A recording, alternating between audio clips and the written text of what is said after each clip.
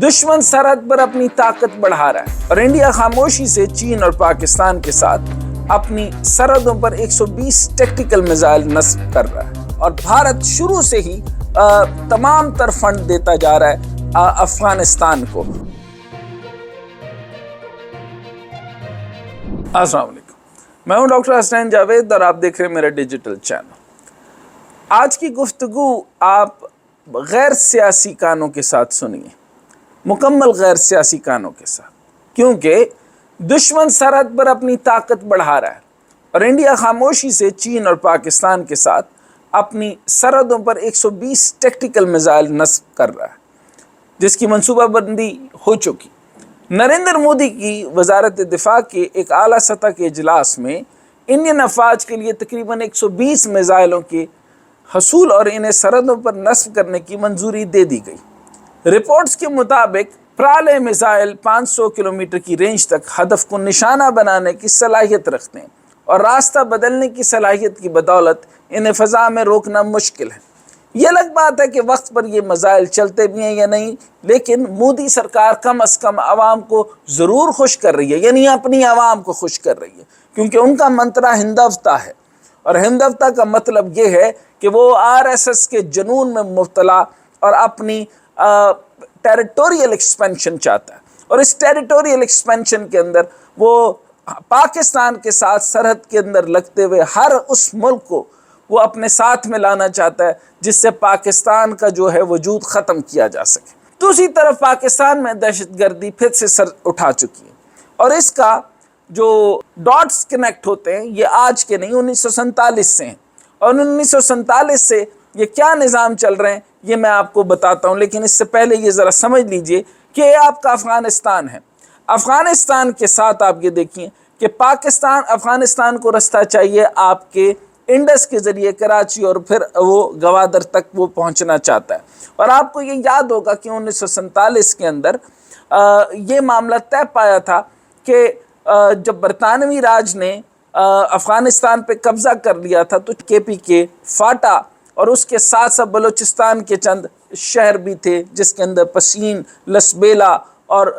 कोयटा, हरनई ये भी शामिल थे। तो आपको याद होगा कि आगाज़ से ही पाकिस्तान का निज़ाम जो है अफ़गानिस्तान के साथ किस तरीके से था और इसकी जो है वो भांप लिया भारत ने और भारत शुरू से ही तमाम तर फंड देता जा रहा है अफ़गानिस्तान को और अफ़गानिस्तान की जान उसने कभी छोड़ी ही नहीं। अब आप यहाँ देखें कि हमारे जो जियोस्ट्रेटेजिकल सिचुएशन है जिसके ऊपर आप कहते हैं कि हमारी फ़ौज जो है वो वजारत ख़ारजा और ख़ारजा अमूर के ऊपर नज़र ना रखे, तो ये कैसे मुमकिन हो सकता है? आप समझने की कोशिश कीजिए कि इधर अफ़गानिस्तान नज़र आपकी जो है वो कोयटा और बलूचिस्तान आपका KPK फाटा। ये भी याद रहे कि उन्होंने किया क्या था कि एक जंग भी मुसल्लत की थी जिसके अंदर हमारे 2 F-16 ने उनके 6 त्यारे मार गिराए थे और मामला इस तरीके से बढ़ता है। मैं वो वहाँ बात बताता हूँ आपको, लेकिन आप ज़रा शुमाल और जनूब ज़रा देखें कि एक तरफ आपका इसका काबुल लगता है, काबुल से आपका दुशंबे है, दुशंबे से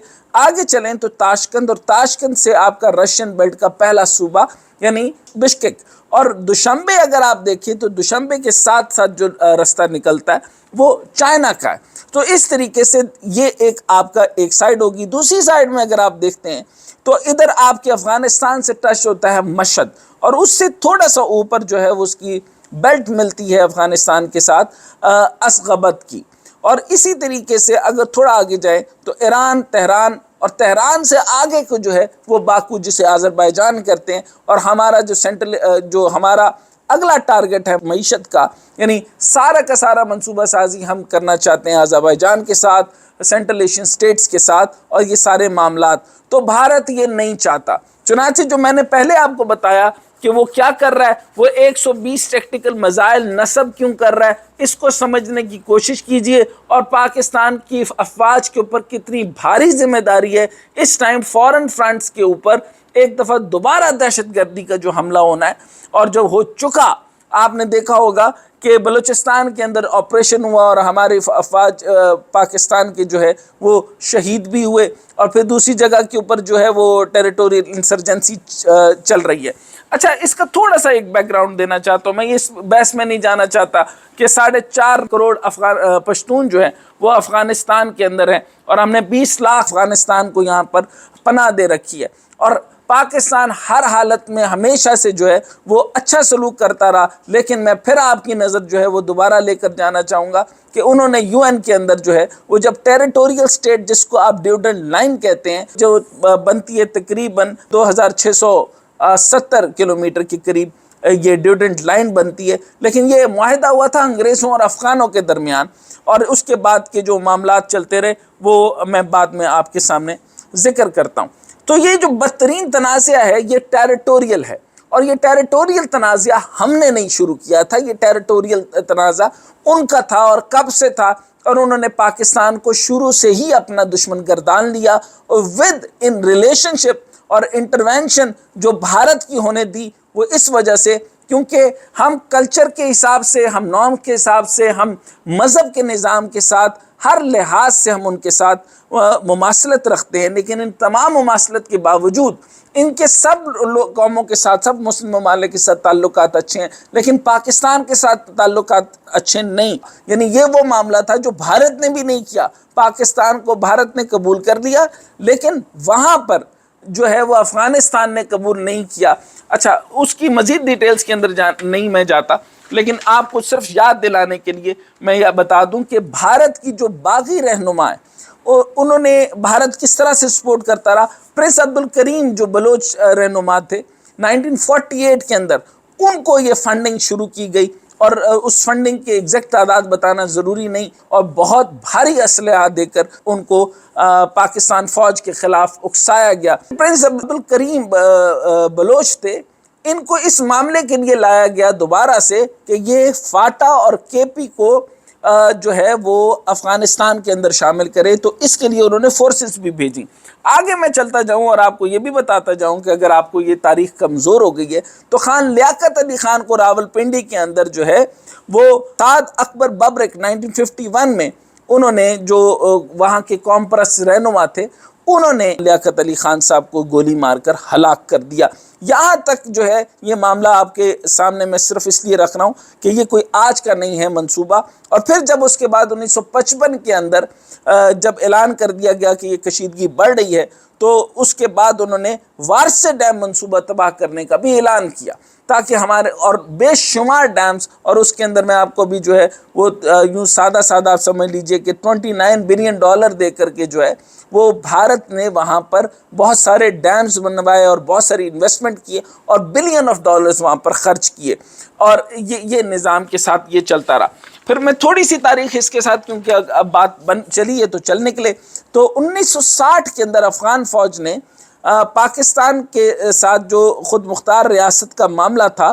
اس کے اندر کافی ساری فوج کو ڈپلوائے کیا، اور ایک ریاست جو کہ آپ کا نیم خود مختار ریاست جو تھی باجوڑ. اب آپ نے دیکھا ہوگا کہ باجوڑ کے اوپر اکثر حملہ ہوتا ہے، وہ باجوڑ کا حملہ آج کے دن کا نہیں ہے، یہ 1960 کے اندر پہلا حملہ انہوں نے کیا تھا، اور اس کے اندر جو ہے وہ ہیوی ٹینکس اینڈ ارٹلری وہاں پر انہوں نے رکھی تھی. پھر 1986 جو ہے وہ کشیدگی جو ہے وہ کھل کر سامنے بہت زیادہ حد تک آ گئی. کھلنے کی بات تو ختم ہو گئی جب یو این میں انہوں نے تسلیم ہی نہیں کیا، تو ہم آگے کیا بات کرتے. لیکن 1986 کی کشیدگی جو بڑی، تو اس میں افغانستان کے اندر کیا معاملہ بنا کہ ڈائریکٹ، یعنی وہاں کی جو سوورن ہماری حکومت تھی، اس نے جب فیڈریٹنگ یونٹ یعنی ایڈمنسٹریٹو یونٹ کا اعلان کرنا پڑا، اور پھر افغانستان جو ہے وہ کسی طریقے سے امن کے معاہدے میں نہیں آیا، تو وہاں ایک جنگ ہوئی جس کے اندر 2 F-16 طیارے پاکستان کی طرف سے گئے، کیونکہ ان کی طرف سے 6 طیارے آئے جس کے اندر ڈوز 22 AN-26 اور جو 3 تھے ہمارے اسکواڈرن یونٹس جو تھے انہوں نے 2، اور اسکواڈرن 9 اور اسکواڈرن 3 نے ان 2 طیاروں کو گرایا، 6 طیاروں کو گرایا. تو یعنی یوں سمجھے کہ انہوں نے اپنی فضائیہ کو بھی ڈپلوائے کر رکھا تھا. تو یہ سارا معاملہ میں نے آپ کے سامنے اس لیے پیش کیا کہ افغانستان کی کشیدگی کو ہمارے نئے آنے والے طلباء یہ سمجھتے ہیں کہ ہم نے اس کے باوجود، کیونکہ پشتون قبیلوں کی ہم عزت کرتے ہیں اور پشتون معاملات کو ہم رکھتے ہیں، لیکن جو وہاں سے انسرجنسی ڈیولپ ہوئی وہ ساری کی ساری افغانستان کے اندر جو تھی وہ وایا بھارت ہوتی رہی، اور اس کے اندر سارا معاملہ چلتا رہا، جس کے اندر ہم جب کودے تو وہ کودے، وہ الگ میٹر بن گیا، اور پھر اس کے بعد جو ہے وہ اسلامک ملیٹنٹ فورسز تھے، اس کے اندر جو معاملہ جو 1970 کے بعد سے